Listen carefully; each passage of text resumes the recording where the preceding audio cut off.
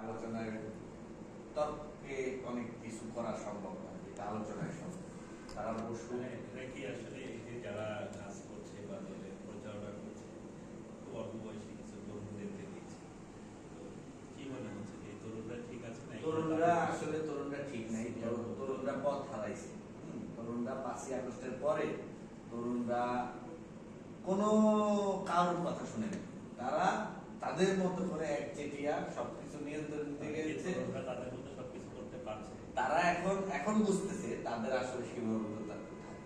যার কারণে তারা এখন আগের থেকে অনেকটাই ভালোর পথে। আমরাও চাই তারা ভালোর পথে আসুক।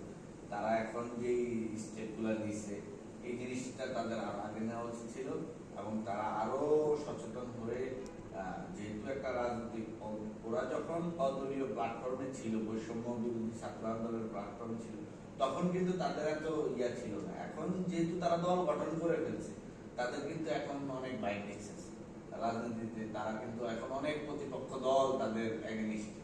আগে কিন্তু সেটা ছিল না। আমাদের গুরুত্বপূর্ণ বিষয় হচ্ছে এই যে পানি, মুখ্য পানি মারা গেছে, শহীদ হয়েছে, এমন অসংখ্য প্রাণ ঝরে পড়ছে।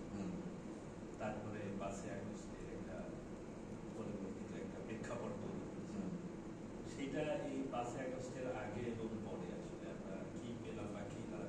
5ই আগস্টের আগে বৈষম্য বিরোধী ছাত্র আন্দোলনটা ছিল সমগ্র জাতি, সকলে। হ্যাঁ, দেশে তখন আসলে আমরা কি তখন ছিল আর এখন